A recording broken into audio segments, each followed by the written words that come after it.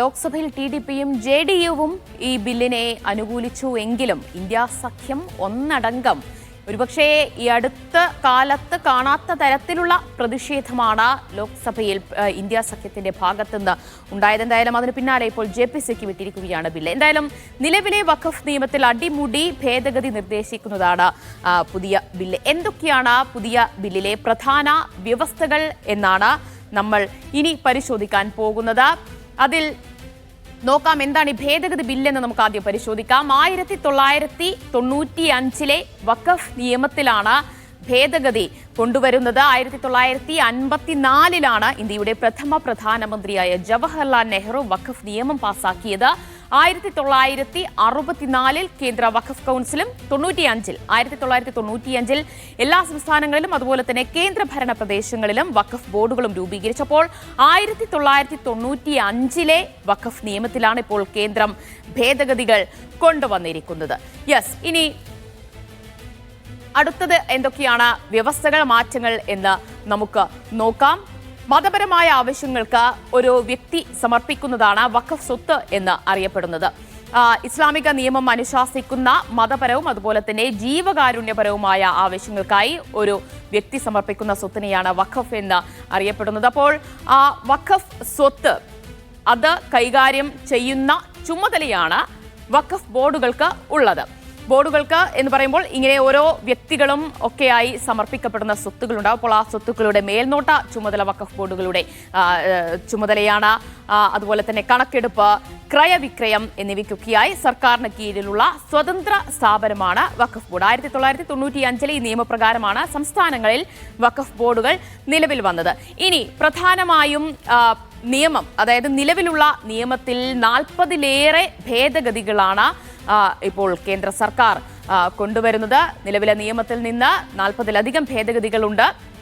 അത് നടപ്പിലാക്കാനുള്ള ശ്രമങ്ങളാണ് കേന്ദ്രത്തിന്റെ ഭാഗത്തുനിന്നുണ്ടായിരിക്കുന്നത്. ഇനി നമ്മൾ പരിശോധിക്കാൻ പോകുന്നത് പ്രധാനമായും എന്തൊക്കെയാണ് പുതിയ വ്യവസ്ഥകൾ അല്ലെങ്കിൽ ഭേദഗതികൾ എന്നതാണ് നമ്മൾ പരിശോധിക്കാൻ പോകുന്നത്. അതിൽ ആദ്യത്തേത് എടുത്തു പറയേണ്ടത് ഈ നിയമത്തിലെ 40-ാം വകുപ്പ് റദ്ദാക്കും എന്നതാണ്. ഒരു നിശ്ചിത വസ്തു അല്ലെങ്കിൽ സ്വത്ത്, അത് വഖഫ് സ്വത്താണോ എന്ന് തീരുമാനിക്കാനുള്ള ഒരവകാശം അത് വഖഫ് ബോർഡിന് നൽകിയിരുന്നു. അങ്ങനെ നൽകിയ വകുപ്പാണ് 40-ാം വകുപ്പ്. അത് 2013 ഈ നിയമത്തിൽ ഈ ഭേദഗതി അല്ലെങ്കിൽ 40-ാം വകുപ്പ് കൂട്ടിച്ചേർത്തത്. ഈ പുതിയ ബില്ലിൽ ഈ വകുപ്പ് റദ്ദാക്കും എന്നതാണ് ഏറ്റവും പ്രധാനപ്പെട്ടത്.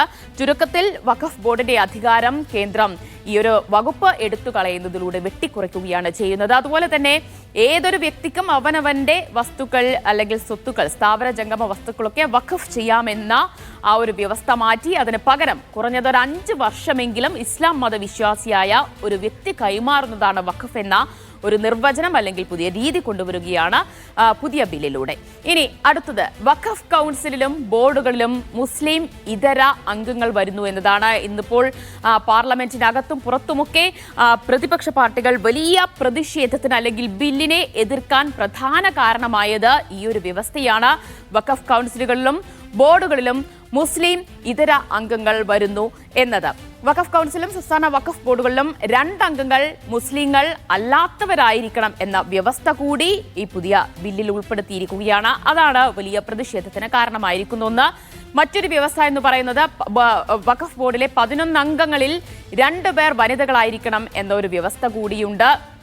അതിന് സ്ത്രീ പ്രാതിനിധ്യം കൊണ്ടുവരാനുള്ള വ്യവസ്ഥ എന്നാണ് പറയുന്നത്. അപ്പോൾ ബോർഡിൽ 2 വനിതകൾ വേണമെന്നതാണ് വ്യവസ്ഥ. അതിന് കേന്ദ്രമന്ത്രി കിരൺ റിജിജു ഇന്ന് ലോക്സഭയിൽ നിരത്തിയൊരു വാദം ജെൻഡർ ഈക്വാലിറ്റി നടപ്പാക്കുന്നതിന്റെ ഭാഗമായിട്ടാണ് ഈ വനിതാ സംവരണം എന്നാണ്. ഇനി അടുത്തതായുള്ള ഒരു വ്യവസ്ഥ എന്താണെന്ന് നോക്കിയാൽ അത് സ്വത്തുക്കൾ സർവേ ചെയ്യാനുള്ള അധികാരം കലക്ടർമാർക്ക് നൽകുകയാണ്. നേരത്തെ ഈ വഖഫ് സ്വത്തുക്കൾ അത് ഒന്നായി കണ്ടിരുന്ന രാജ്യത്തെ വഖഫ് സ്വത്തുക്കളെ ഇപ്പോൾ അത് വിഭജിക്കുകയാണ്. സുന്നി, ഷിയ, അഗാഖാനി, ബോറ എന്നിങ്ങനെ വിഭജിക്കുന്നുണ്ട്. അതോടൊപ്പം തന്നെയാണ് ഈ വഖഫ് സ്വത്തുക്കൾ സർവേ ചെയ്യാനുള്ള അധികാരം. അത് നേരത്തെ സർവേ കമ്മീഷണർമാർക്കായിരുന്നു. ആ അധികാരം സർവേ കമ്മീഷണർമാരിൽ നിന്ന് ജില്ലാ കലക്ടർക്ക് നൽകുകയാണ് പുതിയ വ്യവസ്ഥയിലൂടെ ചെയ്യുന്നത്. ഇനി അടുത്തൊരു വ്യവസ്ഥ വാക്കാലുള്ള വഖഫ് ഇനി അംഗീകരിക്കില്ല എന്നതാണ്. ഇസ്ലാമിക നിയമപ്രകാരം സ്വത്തുക്കൾ കൂടുതലായും വഖഫ് ചെയ്തിരുന്നത് വാക്കാലായിരുന്നു. അപ്പോൾ പുതിയ ഈ വ്യവസ്ഥ പ്രകാരം ഇനി അത് അംഗീകരിക്കില്ല, അത് അനുവദനീയമല്ല. വാക്കാലുള്ള വഖഫ് ഇനി സാധ്യമാകില്ല എന്നതാണ് ഈ വ്യവസ്ഥ പ്രകാരം മനസ്സിലാക്കേണ്ടത്. അപ്പോൾ രജിസ്ട്രേഷൻ നിർബന്ധമാക്കുകയാണ് ചെയ്യുന്നത്. ഇനി അടുത്തൊരു വ്യവസ്ഥ എന്താണെന്ന് നോക്കിയാൽ, കേന്ദ്ര വഖഫ് കൗൺസിലിലെ അംഗങ്ങൾക്ക് ഇനി സമുദായം ബാധകമല്ലാതാകും എന്നതാണ്. കേന്ദ്ര വഖഫ് കൗൺസിൽ അംഗമാകേണ്ട എംപിമാർ അവർ മുസ്ലിം സമുദായത്തിൽ നിന്നാകണം എന്നൊരു വ്യവസ്ഥ ഒഴിവാക്കുകയാണ്. കൂടാതെ മുൻ ജഡ്ജിമാർ, അഡ്വക്കേറ്റ്സ് തുടങ്ങിയ മറ്റംഗങ്ങൾക്കുമൊക്കെ സമുദായം ബാധകമല്ലാതാകുന്ന ഒരു സ്ഥിതിവിശേഷമാണ് ഉണ്ടാവുക. അപ്പോൾ ഈ ബോർഡിലും കൗൺസിലിലുമൊക്കെ മറ്റ് മതങ്ങളിൽ നിന്നുള്ളവർ എത്തുന്ന ഒരു സ്ഥിതിയുണ്ടാകും. അതും വലിയൊരു പ്രതിഷേധത്തിന് കാരണമായിട്ടുണ്ട്. ഇനി അടുത്തതായുള്ള വ്യവസ്ഥ പരിശോധിച്ചാൽ, അത് CEO സ്ഥാനത്തേക്ക് ഇനി വഖഫ് ബോർഡിന് നാമനിർദ്ദേശം ചെയ്യാനാകില്ല എന്നതാണ് മറ്റൊരു വ്യവസ്ഥ. അത് ഇനി സംസ്ഥാന സർക്കാരാകും നേരിട്ട് ചീഫ് എക്സിക്യൂട്ടീവ് ഓഫീസറെ നിയമിക്കുക. നിലവിൽ ബോർഡാണ് നിർദ്ദേശിക്കാറുള്ളത്. ബോർഡ് 2 പേരുകൾ നിർദ്ദേശിക്കും. ആ 2 പേരുകളിൽ ഒന്നായിരിക്കും CEO സ്ഥാനത്തേക്ക് പരിഗണിക്കാറുള്ളത് അല്ലെങ്കിൽ തീരുമാനിക്കാറുള്ളത്. അപ്പോൾ ആ ബോർഡിന്റെ ആ അധികാരവും ഈ ഒരു വ്യവസ്ഥയോടുകൂടി ഇല്ലാതാവുകയാണ്. കൂടാതെ ഈ CEO മുസ്ലിം ആയിരിക്കണം എന്നൊരു വ്യവസ്ഥ കൂടി ഈ പുതിയ ബില്ലിൽ നിന്ന് ഒഴിവാക്കിയിട്ടുണ്ട്. ഇനി അടുത്ത വ്യവസ്ഥ പരിശോധിച്ചാൽ, അത് വഖഫ് സ്വത്തുക്കൾ കർശന പരിശോധനകൾക്ക് വിധേയമാകും എന്ന് തന്നെയാണ്. ഓരോ വ്യക്തികളും, സ്വകാര്യ വ്യക്തികളും ഒക്കെ നൽകുന്ന വഖഫ് ചെയ്യുന്ന സ്വത്തുക്കൾ അത് കർശനമായ പരിശോധനകൾക്ക് വിധേയമാകും എന്നതും മറ്റൊരു വ്യവസ്ഥയാണ്. ഇനി അടുത്ത വ്യവസ്ഥ പരിശോധിച്ചാൽ, അത് ട്രിബ്യൂണൽ തീരുമാനം അന്തിമമാകും എന്ന ഒരു വ്യവസ്ഥ റദ്ദാക്കുകയാണ്. അതായത് വഖഫ് സ്വത്തുക്കളുടെ കാര്യത്തിൽ തർക്കങ്ങൾ ഉടലെടുക്കാറുണ്ട്, പരാതികളൊക്കെ ഉയർന്നു വരാറുണ്ട്. അപ്പോൾ അത്തരത്തിലുള്ള തർക്കങ്ങൾ ട്രിബ്യൂണലുകളാണ് പരിഹരിച്ചു വന്നിരുന്നത്. അപ്പോൾ ട്രിബ്യൂണലുകളുടെ തീരുമാനം അന്തിമമാണ് എന്ന വ്യവസ്ഥ കൂടി ഈ ഭേദഗതി ബില്ലിൽ, പുതിയ ബില്ലിൽ റദ്ദാക്കിയിരിക്കുകയാണ് എന്നതാണ് എടുത്തു പറയേണ്ട മറ്റൊന്ന്. ഇനി മറ്റൊന്ന് പരിശോധിച്ചാൽ, അത് ട്രൈബ്യൂണൽ അംഗസംഖ്യ നേരത്തെ അത് 3 ആയിരുന്നു, അത് 2 ആക്കി കുറയ്ക്കുകയാണ് ചെയ്യുന്നത്. അതിൽ തന്നെ മുസ്ലിം നിയമങ്ങളിൽ അവഗാഹമുള്ള ഒരു വ്യക്തി അംഗമായിരിക്കണമെന്നൊരു വ്യവസ്ഥയുണ്ടായിരുന്നു നേരത്തെ, അതായത് നിലവിലുള്ള ബില്ലിൽ. ആ ഒരു വ്യവസ്ഥ കൂടി ഈ പുതിയ ഭേദഗതി ബില്ലിൽ ഒഴിവാക്കുകയും ചെയ്തിട്ടുണ്ട്.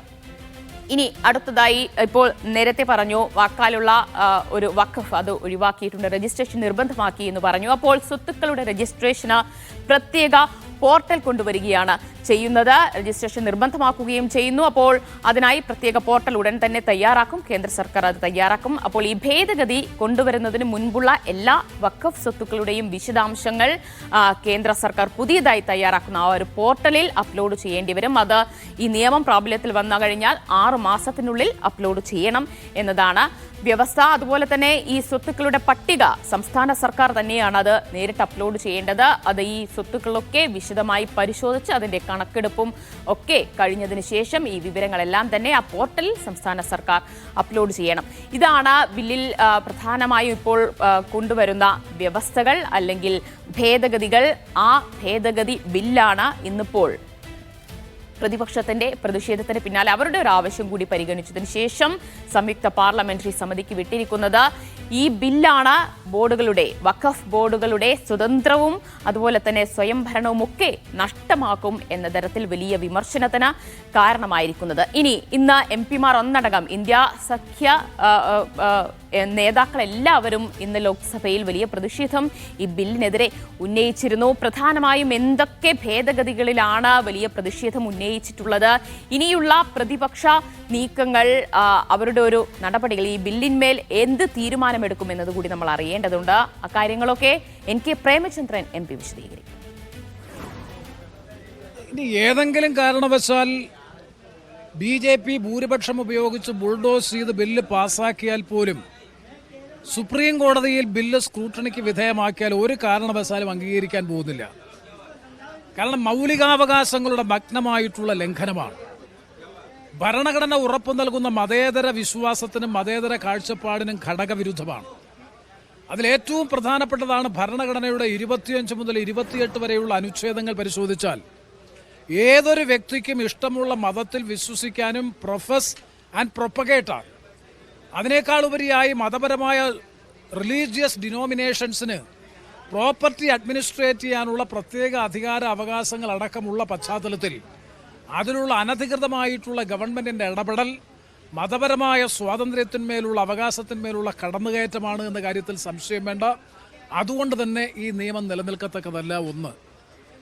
രണ്ട്, ഭരണഘടന ഉറപ്പു നൽകുന്ന സെക്കുലർ കാഴ്ചപ്പാടിന്, മതേതര കാഴ്ചപ്പാടിന് ഘടകവിരുദ്ധമാണ് ഈ ബില്ല്. ബില്ലിന്റെ ഒരു ഭാഗത്ത് അമുസ്ലിങ്ങൾക്ക് ഈ സംവിധാനത്തിൽ ചെയ്യാൻ പാടില്ലെന്ന് പ്രഖ്യാപിക്കുകയും എന്നാൽ അമുസ്ലിങ്ങൾക്ക് ബോർഡ് ഓഫ് ഡയറക്ടേഴ്സിൽ അംഗമാകാൻ അവകാശമുണ്ട് എന്ന് പറയുകയും ചെയ്യുന്ന ഏറ്റവും വലിയ വൈരുദ്ധ്യം ഇപ്പോഴും നിലനിൽക്കുന്നു. അതിനേക്കാൾ ഉപരിയായി എന്ത് പർപ്പസിനാണോ, ഏത് ലക്ഷ്യത്തിനാണോ ഈ നിയമനിർമ്മാണം പാർലമെന്റ് പാസാക്കിയത്, ആ ലക്ഷ്യത്തിന് ഘടകവിരുദ്ധമായിട്ടുള്ളതാണ് ബില്ലിന്റെ ഉള്ളടക്കം. കാരണം വഖഫ് ബോർഡിൽ നിലവിലുള്ള മുഴുവൻ അധികാരാവകാശങ്ങളും കേന്ദ്ര ഗവൺമെന്റിലേക്ക് അല്ലെങ്കിൽ ജില്ലാ കളക്ടറിലേക്കും ഗവൺമെന്റിലേക്കും നിക്ഷിപ്തമാകുന്ന സ്ഥിതിയാണുള്ളത്. അത് ഭരണഘടനയുടെ ഫെഡറൽ ജനാധിപത്യ സ്വഭാവത്തിനെതിരാണ്. ഈ ഘടകങ്ങളും സാഹചര്യങ്ങളുടെയും പശ്ചാത്തലത്തിൽ ഒരു സംശയവും വേണ്ട, ഇന്നത്തെ നിലയിൽ ഈ നിയമം ഒരു കാരണവശാലും സുപ്രീം കോടതിയുടെ സ്ക്രൂട്ടിനി അതിജീവിച്ച് മുന്നോട്ട് പോകാൻ കഴിയില്ല എന്ന് തന്നെയാണ് എൻ്റെ വ്യക്തമായ വിശ്വാസം, വിലയിരുത്തൽ.